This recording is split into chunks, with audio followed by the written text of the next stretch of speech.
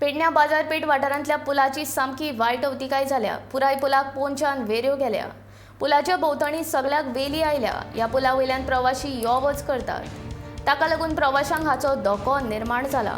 ताका लागून ह्या पुला खातीर कसलेच वायट प्रकार घडचे न्हू म्हूण सरकारान आनी थळाव्या आमदारान हाचेर लक्ष घालून ह्या पुलाची बेगोबेग दुरुस्ती करची अशी मागणी थळावे लोक करतात।